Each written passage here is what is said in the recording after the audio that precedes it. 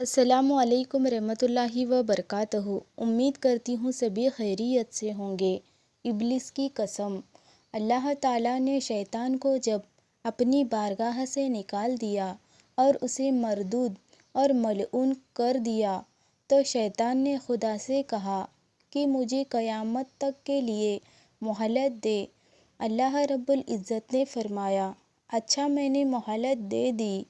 شیطان نے مہلت ملنے کا تحفہ لے کر پھر قسم کھا کر کہا کہ میں سیدھے راستے پر بیٹھ جاؤں گا، تیرے بندوں آدم کی اولاد کو چاروں طرف سے گھیر لوں گا، اس طرح ان پر سامنے سے بھی حملہ کروں گا، پیچھے سے بھی حملہ کروں گا اور ان کے داہنے اور بائیں سے بھی ان پر حملہ آور ہوں گا اور انہیں تیرے شکر گزار بندے نہ رہنے دوں گا۔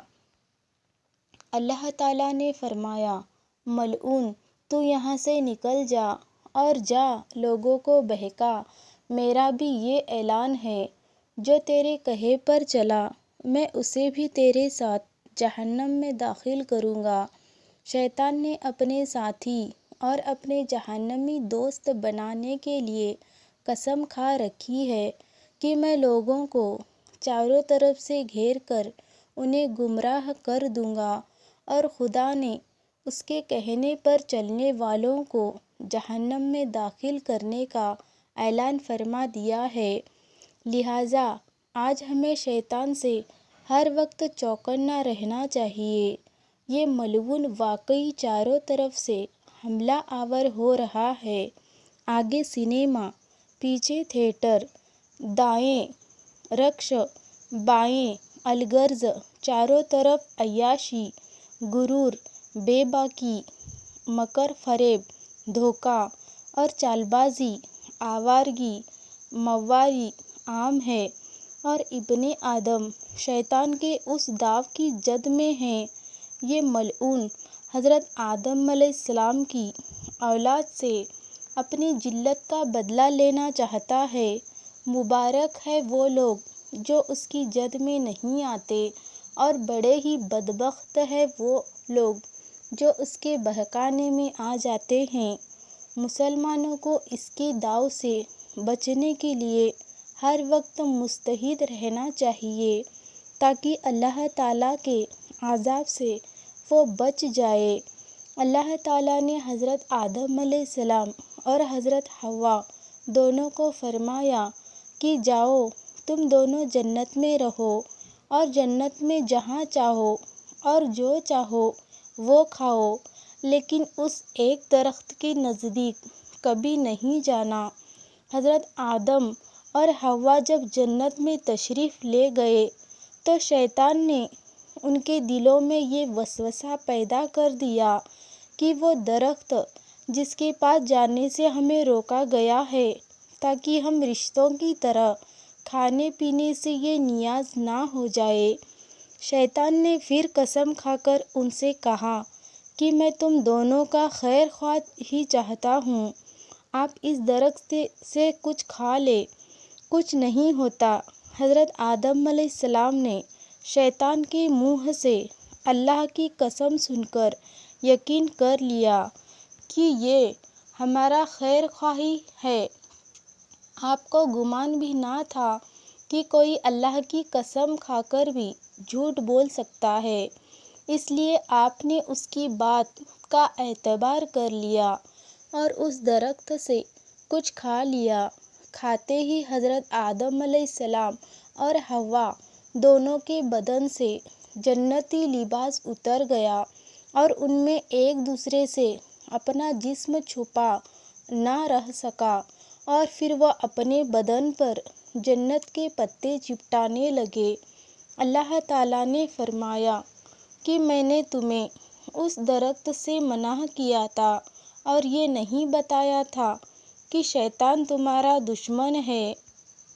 حضرت آدم علیہ السلام اور حوا دونوں عرض کرنے لگے، اے ہمارے رب، ہم نے اپنے آپ برا کیا، اب اگر تو نے ہم پر رحم نہ کیا اور ہمیں نہ بخشا تو ہم نقصان اٹھاتے ہیں۔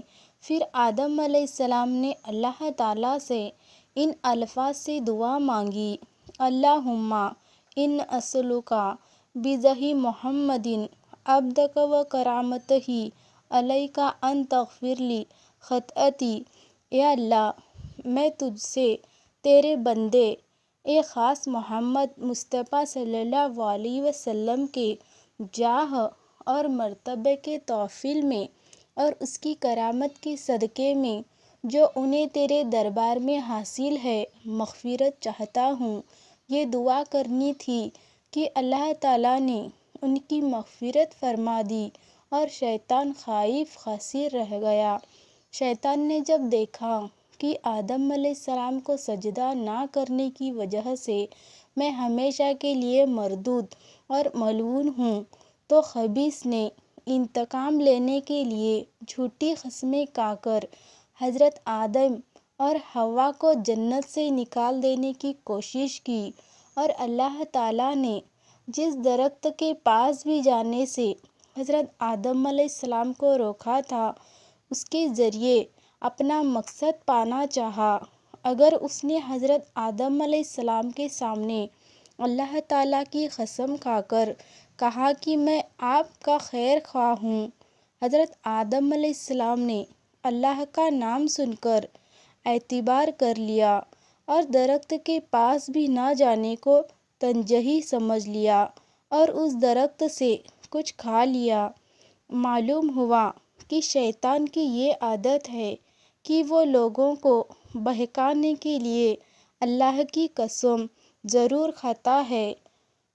اگر آج کے کوئی شخص لوگوں کے مذہب میں قرآن لے کر اور اللہ کی قسم کھا کر کہنے لگے کہ میں حنفی بلکہ اصلی حنفی ہوں، تو جان لیجئے دال میں کالا ہے۔ اور یہ بھی معلوم ہوا کہ شیطان نے جہاں خیر خواہ ہونے کی قسم کھائی ہے وہاں اس نے خیر نہیں گزاری، تو جہاں اس نے فَبِعِزَّتِکَ أُغْوِيَنَّهُمْ أَجْمَعِینَ کہہ کر یہ قسم کھا رکھی ہے کہ اے اللہ، تیری عزت کی قسم، میں تیرے سب بندوں کو گمراہ کر دوں گا، وہاں وہی خبیث کب خیر گزارنے والا ہے۔ اس لیے شیطانی داؤں سے ہمیں ہر وقت چوکنا رہنا چاہیے۔ اور یہ بھی معلوم ہوا کہ شیطان ہم سے ایسی حرکتیں کرنا چاہتا ہے جس سے ہم ننگے اور عریاں ہو جائیں۔ ہمارا لباس وہ اتار دینا چاہتا ہے اور ہمیں وہ عریاں دکھانا چاہتا ہے۔ شیطان عریاں اور عریت پسند ہے۔ آج کل یہی نئی تہذیب کے ہاتھوں اپنی یہی کام کر رہا ہے۔ اور یہ بھی معلوم ہوا کہ حضرت آدم علیہ السلام اور حوا علیہ السلام کو اپنے بدن پر جنت کے پتے چپٹانا اس امر پر شہید ہے کہ آدمیت یہ ہے کہ عریانی سے نفرت ہو اور شرم کی چیزوں کو چھپایا جائے۔ پچھلے دنوں ایک اخبار میں مغرب کی صورتحال پڑھی تھی کہ وہاں ننگے مرد، عورتیں اور بچے ساحلوں کے ریت پر دھوپ میں لیٹے بیٹھے یا کھڑے ہوئے باتیں کر رہے ہوتے ہیں، اور جہاں سر جھک جانا چاہیے وہاں آنکھ نہیں جھکتی۔ یہ سب کچھ شیطانی حرکتیں ہیں۔ حضرت آدم علیہ السلام کے بیٹوں یعنی آدمیوں کے چاہیے کہ آدمی بنیں اور عریانی اختیار نہ کریں، مگر نئی تہذیب کو نسبت نہیں ہے۔ آدمیت کو جناب کو حضرت آدم سے کیا مطلب؟ اور یہ بھی معلوم ہوا کہ اللہ تعالیٰ سے مغفرت طلب کرنے کے لیے سب سے بڑا کارگر وسیلہ حضور صلی اللہ علیہ وسلم کا نام نامی اور اسم گرامی اور آپ کی ذات بابرکت ہے۔ اللہ تعالیٰ اپنے محبوب کے صدقے میں خطا معاف فرما دیتا ہے۔